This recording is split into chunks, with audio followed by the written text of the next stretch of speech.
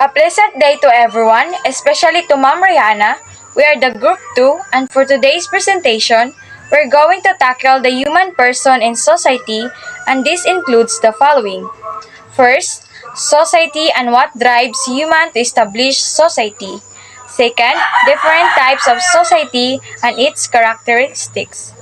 Third and last, interrelationship between human person and society.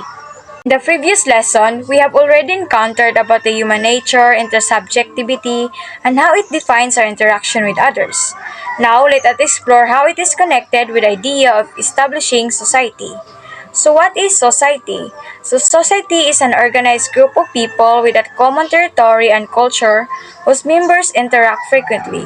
Furthermore, society is a large group of people who lives together in an organized way, making decisions about how to do things and sharing the work that needs to be done. Culture indicates the flow of relationship between society and human individuals. It is one of the human nature to desire and to act according to the commonly goal of survival. When one person meets another person with the same goal, then it can be considered that they desire for the common good. Common good refers to the social conditions which enable persons and groups to fulfill their goals and achieve well-being. With a common good, humans are required to work together and establish relationship with each other, which results in establishing forms of society. Family is the basic unit of society. Through this, infants first relate with their parents or guardians as the source of basic needs for survival. Relationships that we experience in our lives depend on the level of our experience. For example, when we were yet a child, we always depend on our family. As we grow older, we start to go with other people in the community.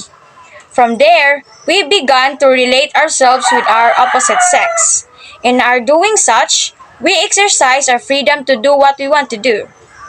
We are capable of establishing society by way of our different relationships with other people, such as friendships, alliances, or associates sharing common interests and territory. Our relationships with other people cause us to survive. We survive because of our parents, our friends, our neighbors, our schoolmates, and even workmates. The education we have starts from our home. Our parents taught us everything, from talking, reading and writing, values, good manners and right conduct, and even simple household chores.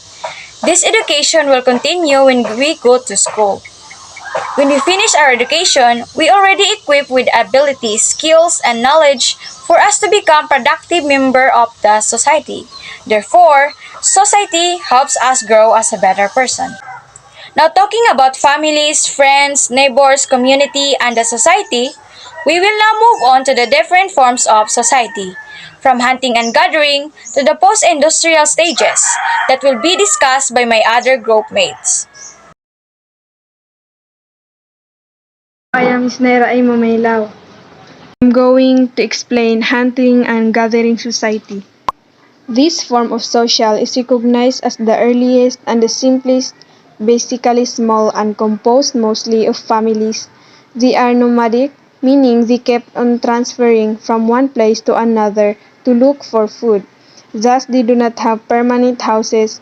Men are tasked to hunt large animals while women are tasked in the collection of vegetables and other crops.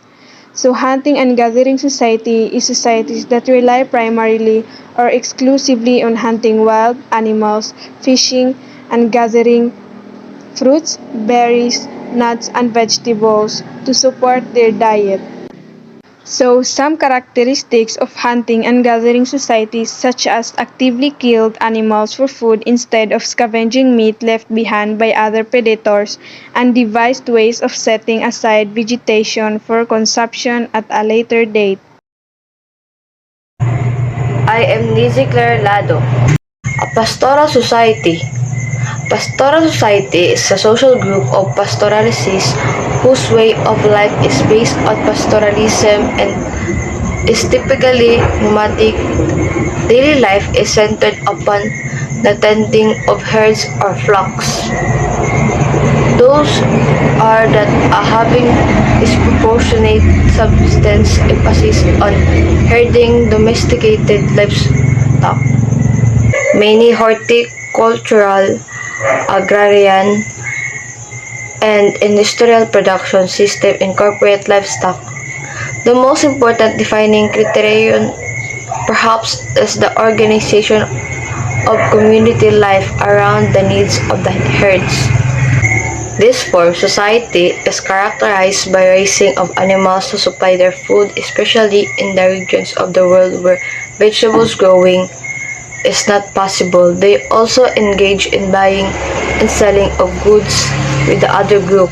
These are the example of pastoral society. The Sami people who herd reindeer, the Maasai people of East Africa who herd cattle and practice hunting and gathering in addition to herding. The Bedouins are Arab pastoralists who herd camels, goats, and sheep, with one group typically specializing in one type of animal. Good day everyone, my name is Merlin Siaswat. Today we'll discuss about horticultural society. So horticultural society, this form of society engages in the growing of plants, fruits, and vegetables. In this society, there is not enough food supply. Some members of the society also engage in making crops and buying and selling goods. So before we proceed, I would like to explain what is horticultural society. The word of horticulture comes from two Latin words, means gardening and cultures. So horticulture is the art of science of growing. So and having fruits, nuts, vegetables, herbs, flowers, foliage plants, woody ornamentals, and third example of horticulture include the landscaping and gardening. So when we see horticultural society, is an organization devoted to the study and culture of cultivated plants. So such as organization may be local, regional, national, or international. Some have a more general focus, whereas others are devoted to the particular kinds and groups of plants. They are also clustered. So ang horticultural society ay isa sa mga tao na nabubuhay sa pamagitan ng paglilinglang ng mga halaman para sa konsumo sa pagkain, nang wala ang paggamit ng mga kasangkapan na mekanisa o paggamit ng mga hayop upang hilahin ang mga araro. So, ang mga horticultural na lipi ay naiba mula sa lipunan ng argalyo na ginagamit ang mga gamit na ito at mula sa pastoral na lipunan na umaasa sa paglilinglang ng mga hayop o para sa subsistence. Another definition of horticulture is art or practicing of gardening and cultivating plants and trees. When you grow lilac vases and orchids, this is an example of horticulture, the art of science of cultivating gardens and gardening. That's all. Thank you. I am named Omar, Agricultural Society. An agricultural society, also known as agrarian society, is a society that contrasts social order around a reliance upon farming. More than half the people living in the society make their living by farming. People in agricultural society generally lead a more settled lifestyle because they live permanently near the land that is farmed. Agricultural settlement tend to develop in areas of convenience near bodies of water, which are used for wood crops, transportation, or along trade routes. Not anyone in agricultural society is a farmer. Some people make living trading for making and selling goods such as tools used for farming, though they are modern society based upon agriculture. Most societies today are either industrial societies, societies that depend on mass production of goods using technological means, or post-industrial societies, which our societies depends on service rather than goods. Workers in post-industrial societies tend to be professional workers, such as computer engineer or investment bankers, rather than manual laborers. The United States is often described as a post-industrial society. Feudal society is based on the ownership of land. Each member are organized based on status, which consists of higher class or ruler. People who owned a land, vassal or follower, granted a right to manage a land, and peasants, workers who cultivate the land and tend the animal in exchange of military protection. I'm Mariana Dinti Sanchez. Industrial Society. This society used machineries in the production of goods and services. Through innovations and technological advances, daily activities become easier and the lives of the people become better. For example is the United States. Because United States is a considerable portion of its economy is tied to jobs that involve mechanized labor like factory farming or auto assembly plants, which involve a combination of machines and human employees to produce consumer products. Good day, ma'am. My name is Thea Francie Bardos Cruz from Group 2, and today I will be reporting about the post-industrial society. Post-industrial society is one that has transitioned from an economy of goods to an economy of services, and has increased the rate of innovation and invention of new technologies and explored their applications. Many countries, including the United States, are in the post-industrial stage. This stage of state economy directly follows the industrialized society stage. Post-industrialized societies are responsible for the creation of many new technologies and many new types of services. For example, rideshare and food delivery programs were developed in post-industrial societies. Post-industrial societies also have new types of communities, which are bound by commonalities rather than geographic location.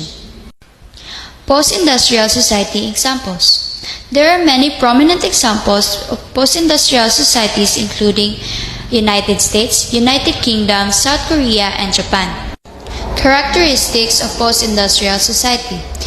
There are 6 main aspects of post-industrial societies, and these include: number 1, increased emphasis on the part of universities and other higher institutions of learning to produce graduates who can work with new technologies.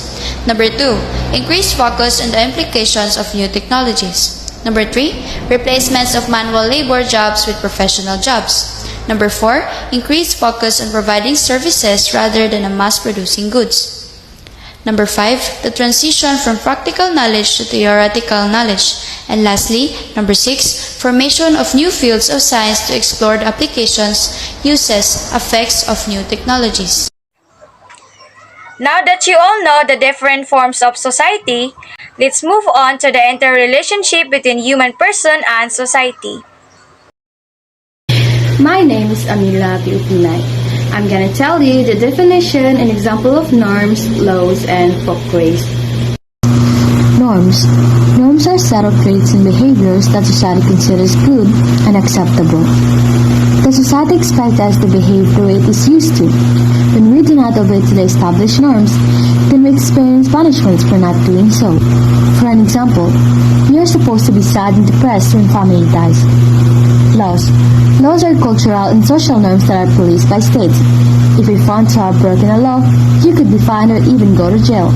Laws are made to provide us properly guidelines to sustain peace and order. For an example, a society will pass laws related to violence against others, theft, and damage to property. Folkways. Folkways are traditional in nature and do not result in punishments if not allowed. For an example, people use po and opo when they are talking to an elder or older. Good day, everyone. My name is Nicole A. Tabacero, and I will demonstrate the connection of human beings and the society. Humans and the society cannot exist without the other. The relationship between individuals and society is very close. That's because, as members of the society, we learn, interact, and follow common beliefs, such as traditions and norms. What keeps us connected as individuals in this society are the norms and the social roles that are set. The societal norms are set so we can know what are the traits and behaviors deemed good or appropriate. On the other hand, social roles are set so individuals can know how to behave and what's expected of them. In summary, norms and social roles are what keeps humans and society connected.